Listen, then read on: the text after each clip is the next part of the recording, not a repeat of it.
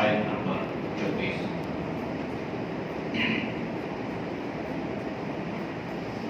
اعوذ باللہ من الشیطان الرجیم، بسم اللہ الرحمن الرحیم، قل ان كان آباؤكم وأبناؤكم وإخوانكم وأزواجكم وعشيرتكم وأموال اقترفتموها وتجارة تخشون كسادها ومساكن ترضونها أحب إليكم من الله ورسوله وجهاد في سبيله فتربصوا حتى يأتي الله بأمره والله لا يهدي القوم الفاسقين۔ صدق الله العظيم۔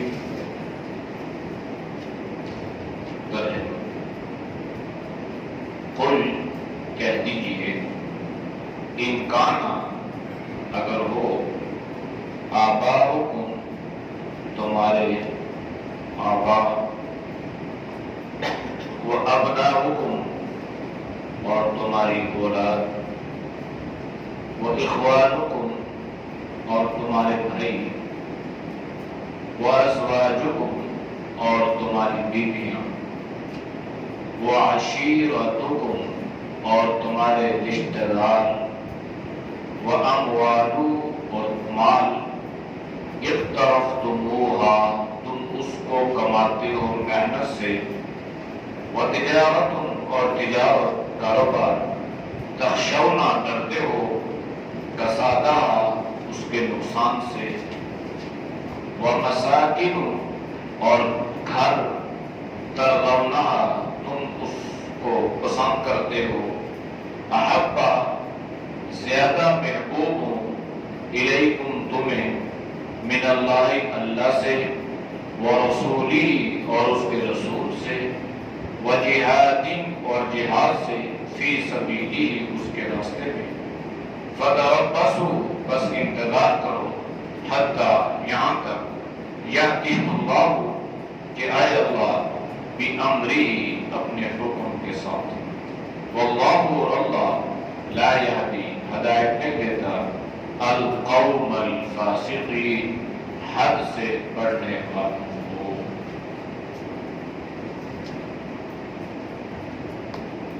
گزشتہ سے پیوستہ کہ اللہ رب العزت نے اہل ایمان سے یہ فرمایا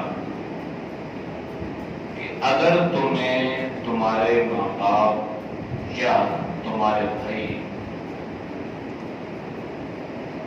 اللہ کے مقابلے میں یا وہ جو کفر کو پسند کرتے ہیں، کفر کو اختیار کرتے ہیں، اگر تم ان کو اپنا رفیق بنا لو، اپنا کارساز بنا لو، اپنا ولی یا دوست بنا لو، تو پھر تم اللہ کے عذاب کا انتظار کرو۔ یعنی یہ نہیں ہے کہ ایک شخص کفر کو ایمان پر ترجیح دے، بے شک تمہارا باپ ہو، بے شک تمہارا بھائی ہو، اس کو اپنا ولی دوست کا ساز نہیں بنانا، جو بنائے گا وہ ظالم ہوگا۔ ابھی جو آیت کریمہ ہم نے پڑھی ہے، یہ ایک آیت ہے، اس ایک آیت میں اللہ نے ہمارے ضمیروں کو جھنجھوڑا ہے کہ اہل ایمان جو ہے ذرا اپنے ایمان کا موازنہ تو کرے کہ ان کے ایمان کا لیول کتنا ہے۔ اس لیے اللہ نے فرمایا قل، اے نبی صلی اللہ علیہ وسلم آپ یہ اعلان فرمائیں، ان کان آباؤکم، اگر ہوں تمہارے باپ، آبا تمہارے والدین، تمہارے ماں باپ، تمہارے آباؤ اجداد، وہ ابناؤکم اور تمہاری اولادیں، اور تمہارے بھائی اور تمہاری بیویاں، یہ وہ چیزیں اللہ نے گنوائی ہیں جن چیزوں کی فطرتی محبت اللہ نے دل میں رکھی ہے۔ ماں باپ کی فطری محبت اللہ نے انسان کے دل میں رکھی ہے، اور یہ غیر اختیاری چیز ہے۔ اولاد کی محبت اللہ نے انسان کے دل میں رکھی ہے، غیر اختیاری چیز۔ اولاد جیسی ہی کیوں نہ ہو، جیسی ہی کیوں نہ ہو، اللہ نے والدین کے دل میں ان کی محبت رکھی ہے۔ جب تک والدین اولاد سے محبت نہیں کرتے تھے تو ان کی صورتحال یہ ہوتی تھی کہ وہ اپنی اولادوں کو زندہ درگور کرنے سے بھی گریز نہیں کرتے تھے۔ زمانے جاہلیت میں اپنی اولادوں کو اور بالخصوص بچیوں کو زندہ دفن کرتے تھے۔ ان کا بوسہ لینا باعث معیوب سمجھتے تھے، عار سمجھتے تھے۔ اسلام کی وجہ سے اللہ نے ان سارے رشتوں کی محبت دل میں رکھ دی۔ ماں باپ کی محبت کا تو اللہ نے یہ معیار مقرر فرما دیا کہ فرمایا یا تمہارے لیے جنت ہے یا تمہارے لیے جہنم ہے۔ اور ماں کے بارے میں تو اللہ کے نبی نے واضح طور پہ فرما دیا کہ جنت کا حصول تمہارے لیے آسان ہے، اور جنت کو اللہ نے تمہاری ماؤں کے قدموں کے نیچے رکھ دیا۔ پھر کبھی اللہ کے نبی نے فرمایا کہ تمہارے لیے یہ جنت یا جہنم کے دروازے ہیں۔ اسی طرح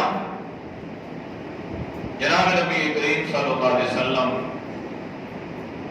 حضرت حسنین کریمین رضی اللہ عنہما سے جب پیار کرتے، لاڈ کرتے، بوسہ دیتے، ماتھے کو چومتے، تو پاس بیٹھے ہوئے صحابی جو دائرہ اسلام میں داخل ہو چکے، تو اللہ کے نبی سے آپ انہیں پیار کرتے، آپ انہیں بوسہ دیتے؟ کہنے لگے کہ میرے تو 7 بیٹے ہیں، میں نے تو کبھی بوسہ نہیں دیا، کسی کو نہیں دیا۔ پھر ایک نے یہ کہا کہ بہت سے تو درکنار وہ منظر اس نے بیان فرمایا کہ میری بیٹی، میں اس کو جنگل میں لے گیا، دور دراز لے گیا، کدال میرے پاس تھی، رسی میرے پاس تھی، میں نے ایک گڑھا کھودا، وہ بچی جو تھی میرے ساتھ معاونت کر رہی تھی، کام کر رہی تھی میرے ساتھ، مجھے پتہ نہیں تھا کہ میرا باپ کیا کرنے جا رہا تھا۔ اب گڑھا کھودا، گڑھا تیار ہو گیا، اس بچی کو اٹھا کے اس گڑھے میں رکھ دیا اور پھر مٹی ڈالنا شروع کر دی، یہاں تک کہ بچی کی چیخ و پکار کی آوازیں آتے آتے ہمیشہ کے لیے بند ہو گئی۔ تو جس کے دل میں رحم نہ آیا، میری بیٹی ہے، میں اس کو اپنے ہاتھوں سے یوں کروں، لیکن چونکہ اللہ اور اللہ کے رسول کی محبت نہیں تھی، ایمان نہیں تھا، پیار نہیں تھا، جاہلیت کا غلبہ تھا، تو اس لیے رشتوں کی نہ کوئی تمیز تھی نہ محبت تھی۔ ایمان جو ہے نا، یہ بہت بڑی اللہ کی نعمت ہے۔ آج بھی اگر آپ یورپ میں دیکھیں تو وہاں پر رشتوں کی کوئی تمیز واضح نہیں ہے۔ یقین جانیے کہ لوگ ایسی ایسی باتیں بتاتے ہیں کہ انسان شرم سے چپ جاتا ہے۔ ہم تو لوگ ان کے کلمے پڑھتے ہیں، جو لوگ وہاں سے کما کے لگتے ہیں، نہیں بڑے یہ ہیں وہ ہیں، ان کے ہاں اولاد اور ماں کا، بیٹا اور ماں، اس کی بھی تمیز نہیں ہے۔ تو مجھے خود ایک خاتون نے کہا گزاری سمجھے، بہن بھائی کی کوئی تمیز نہیں ہے، کوئی رشتوں کا کا کوئی فرق ہے ہی نہیں. اور ماں باپ کا کیا معیار رہ گیا وہاں پہ؟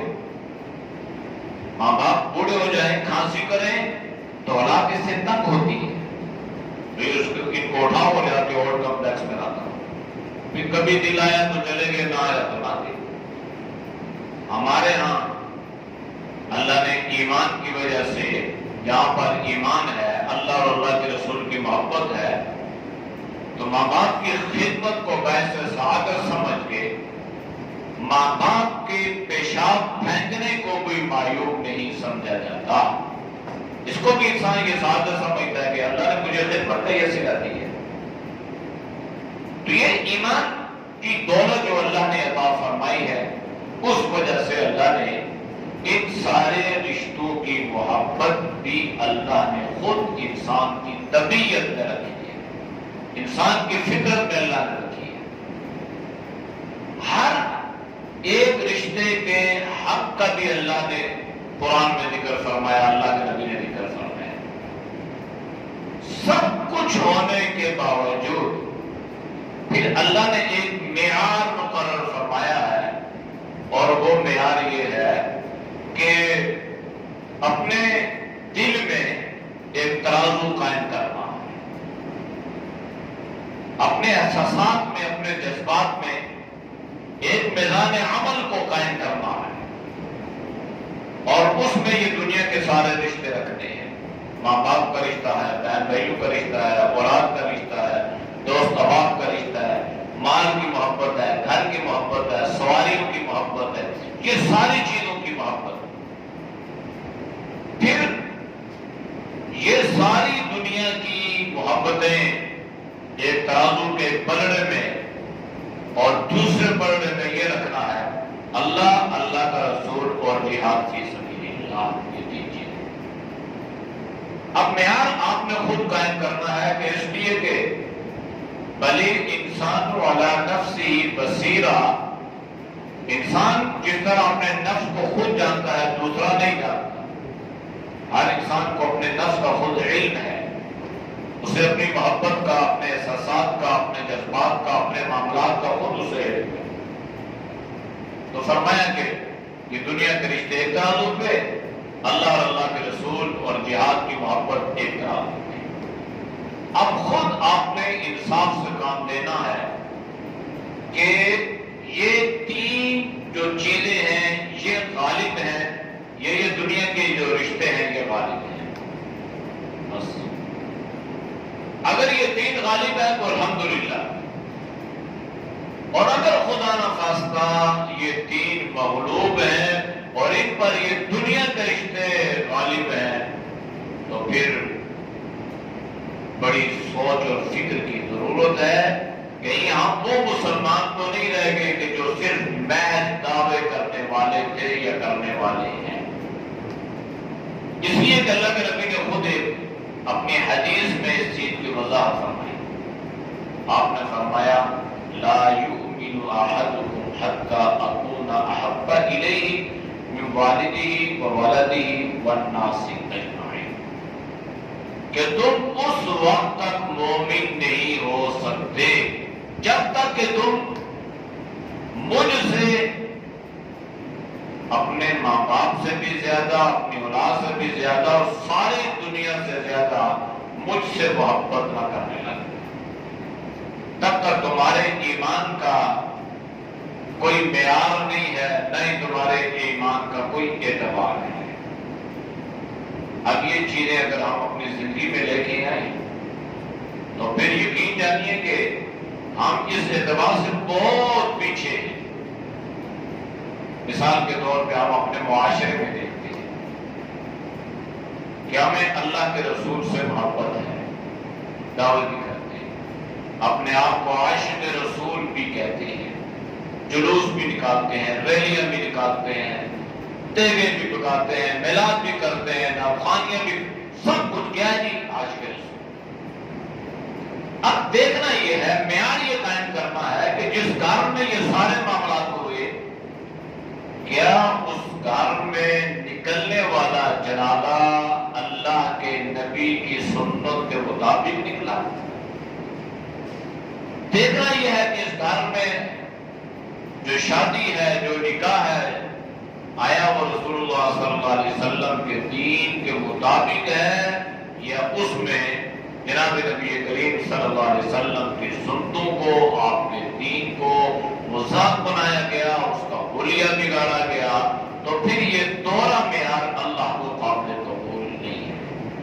بس اگر یہ چیز ہمیں سمجھ آ جائے تو پھر یقین جانیے ہمیں کسی سے کوئی ڈرنے کی، کسی سے کوئی پرواہ فکر نہیں، اس لیے کہ میں نے اپنی قبر میں جانا ہے، آپ نے اپنی قبر میں جانا ہے، میں نے اپنی زندگی کا حساب دینا ہے، آپ نے اپنی زندگی کا حساب دینا ہے، میرے گھر میں خوشی ہے، میرے گھر میں غمی ہے، اس کا سوال جواب مجھ سے ہوگا، کسی اور سے نہیں ہوگا، لوگوں سے نہیں ہوگا، آپ سے نہیں ہوگا، آپ کا مجھ سے نہیں ہوگا۔ اب یہ سارے خرافات میں لوگ پڑھ جاتے ہیں، کیوں پڑھتے ہیں؟ کہ یہ ہماری ناک کٹ جائے گی۔ یہ کتنا بڑا کہ تم دین پہ عمل کرو گے تمہاری ناک کٹ جائے گی، تمہارا جنازہ گھر سے سنت کے مطابق نکلے گا تو ناک کٹ جائے گی، تمہاری بچی کی رخصتی عین دین کے مطابق ہوگی تو ناک کٹ جائے گی۔ اب یہ ہم کیا کہہ رہے ہیں کہ دین پر عمل کرنے والا اپنے آپ کو اتنا نیچے سمجھتا ہے اور اس نے اپنے آپ کو اتنا گرا دیا ہے کہ وہ سمجھتا ہے کہ خدا نخواستہ دین پہ عمل کیا تو ناک کٹ جائے گی۔ کتنا عجیب جملہ ہے بھائی، یہ کیوں نہیں کہتا کہ دین پہ عمل ہوگا چاہے دنیا والے بہن بھائی رشتہ دار ماں باپ راضی ہیں تو تب بھی، راضی نہیں ہے تو تب بھی یہاں پر سنت کے مطابق عمل ہوگا، خلاف سنت کوئی ناراض ہوتا ہے تو ہوئے، ہمیں اس سے کوئی پرواہ نہیں۔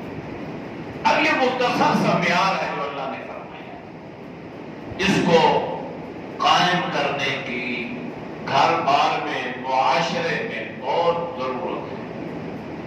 اب ایک اصول ذہن میں رکھیں گے، جناب نبی کریم صلی اللہ علیہ وسلم کی زندگی میں آپ کی زوجہ مطہرہ سب سے پہلے حضرت خدیجہ الکبریٰ دنیا سے رخصت ہوئی، آپ کی بچیاں، آپ کے بچے، آپ کے صحابہ دنیا سے رخصت ہوئے، تو ہم نے دیکھنا یہ ہے کہ نبی علیہ السلام کا معمول کیا تھا۔ بس اگر ہم اس معمول کو اپنانے والے ہیں تو پھر یہ سمجھتے ہیں کہ ہمیں اللہ کے رسول سے محبت ہے، اور حقیقت میں یہی محبت کا معیار ہے۔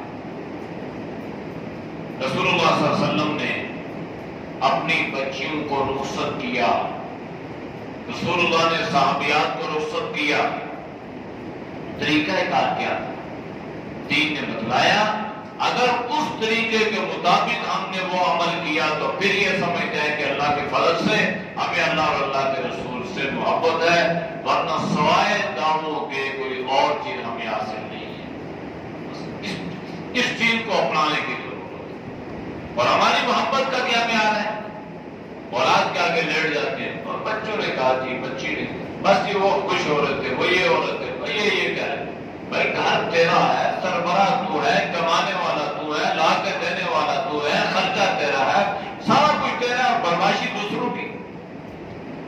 اب یہ تو کوئی ایسی بات نہیں ہوئی نا، میرے گھر میں دوسرے لوگ آ کے کہیں گے، مجھے کہیں کہ میرا پیسہ، میرا مال، میرا محنت، سب کچھ، اور حکم دوسرے کا چلتا ہے، یہ کیسے ہو گیا؟ یہ اس لیے ہوا کہ ہمیں پتہ ہی نہیں ہے کہ محبت کس چیز کا ہے۔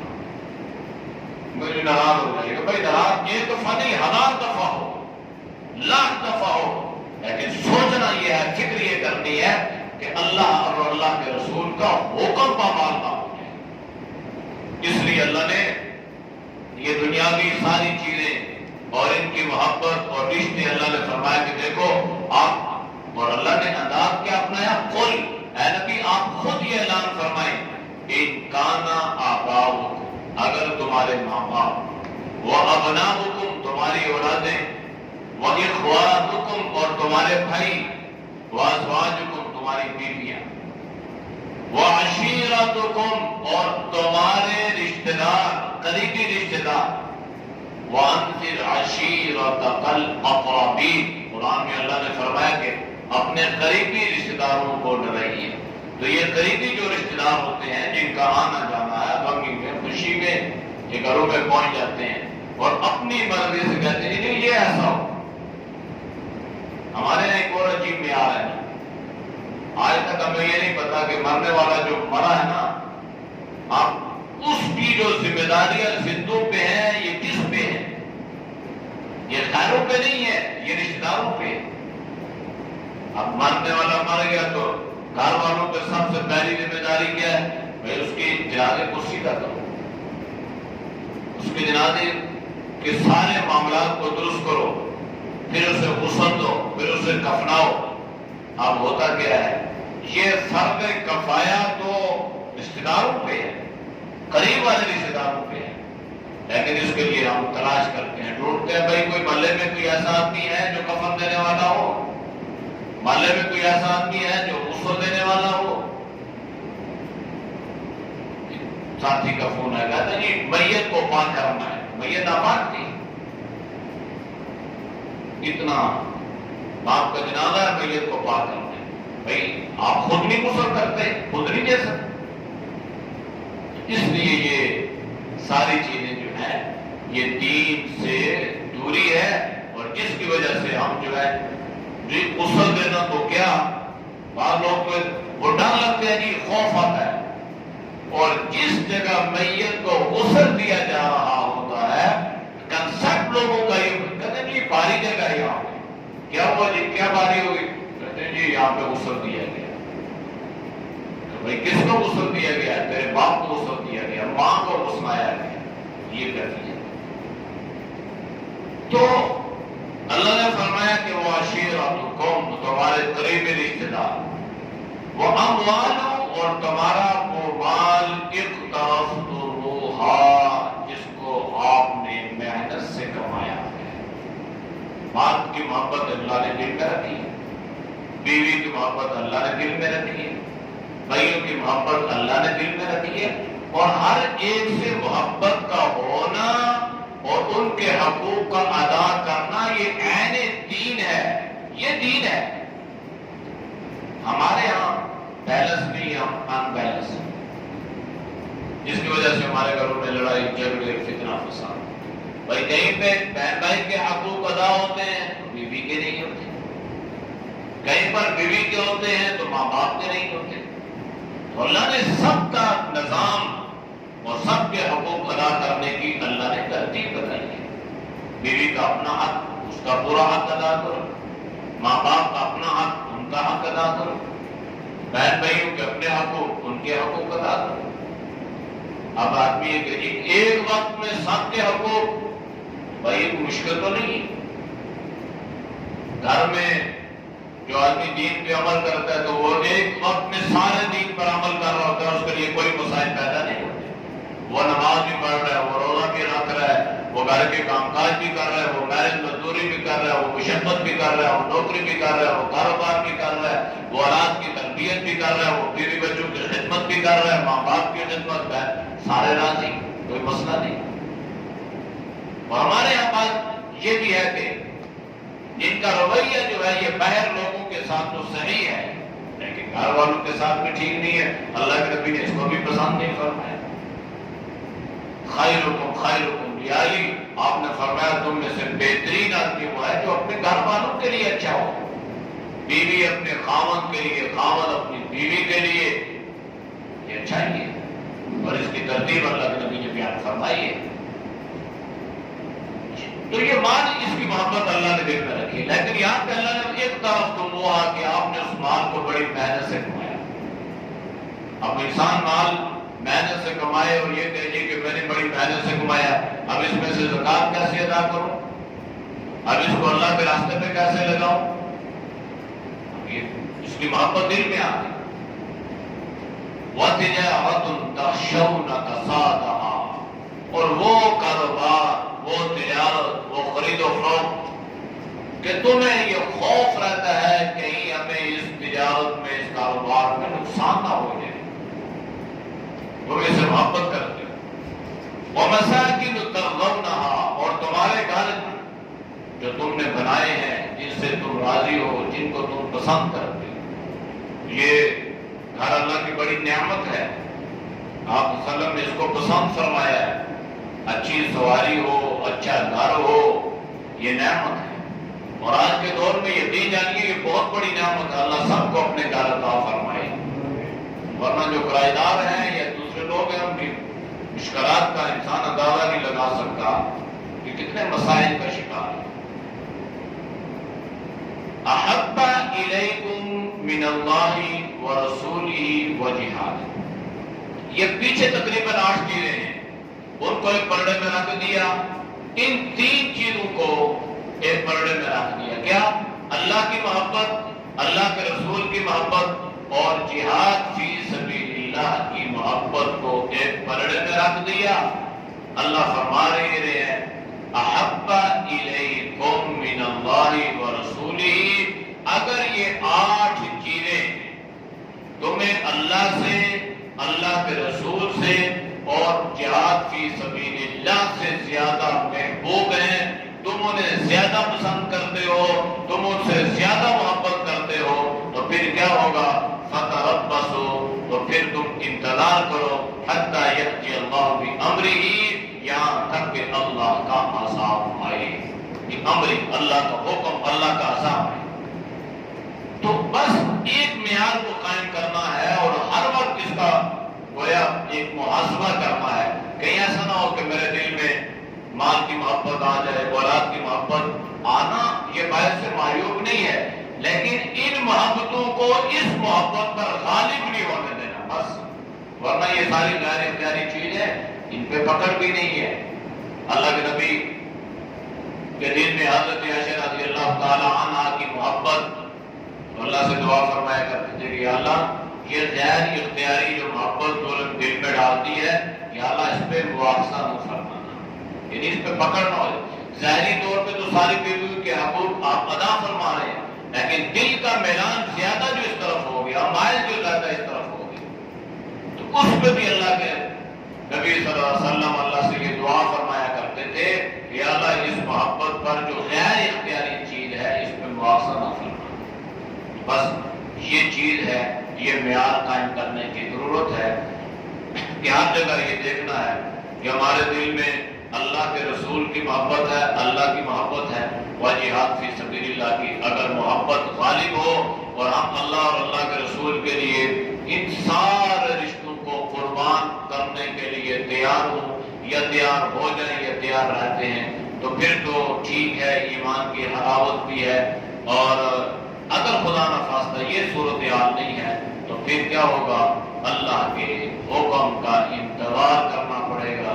اللہ کے حکم کے انتظار سے مراد یہ ہے کہ پھر تمہارے اوپر اللہ کا عذاب، اللہ کی پکڑ، اللہ کی ناراضگی، اللہ کا غیر و غضب نازل ہوگا، وہ دنیا میں بھی ہوگا، وہ آخرت میں بھی ہوگا۔ واللہ لا یہدی القوم الفاسقین، جو لوگ حد سے بڑھ جاتے ہیں، جس کو فجور میں مبتلا ہو جاتے ہیں، تمام حدود کو تجاوز کر بیٹھتے ہیں، جس کے نتیجے میں وہ ہدایت سے محروم ہو جاتے ہیں۔ اعوذ باللہ من الشیطان الرجیم، بسم اللہ الرحمن الرحیم، قل ان کان آباؤکم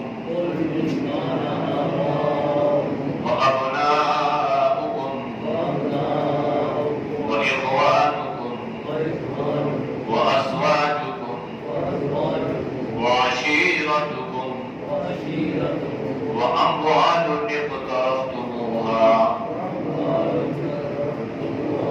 وتجارة تخشون كسادها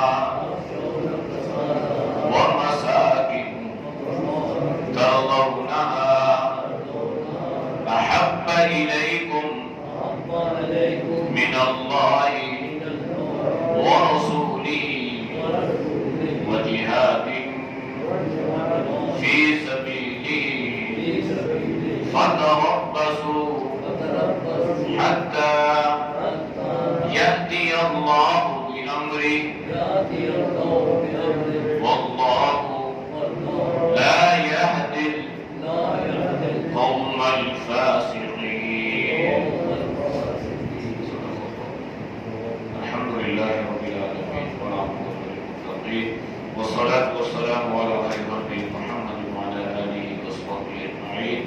اے اللہ ہم سب کو اس غلط پہ کو معاف فرما، اے اللہ تمام سے حفاظت فرما، اے اللہ تمہیں اپنی محبت، اپنے رسول کی محبت اور یا اللہ جہاد فی سبیل اللہ کی محبت اللہ عطا فرما، یا اللہ دنیا کے جتنے رشتے ہیں ہر ایک کی محبت عطا فرما، لیکن یا اللہ یہ محبتیں تیرے دین پر غالب نہ ہوں، یا اللہ ہمارے دل میں اپنے دین کی محبت، اپنے حبیب صلی اللہ علیہ وسلم کی محبت، جہاد فی سبیل اللہ کی محبت کو پیدا فرما، یا اللہ جتنے دوست ثواب بزرگ تیری رضا کے لیے اس در سے دعا مانگتے ہیں، اللہ ان کے سننے کو قبول فرما، ہمارے اس عمل کو ہم سب کے لیے ہدایت کا ذریعہ بنا، بخشش کا ذریعہ بنا، مغفرت کا ذریعہ بنا، یا اللہ سے ایمان کا ذریعہ بنا، ہمارے جانے والے بزرگوں کے لیے یا اللہ اس کو صدقہ جاریہ بنا، یا اللہ ہماری اولاد کو اس کے لیے ہدایت کا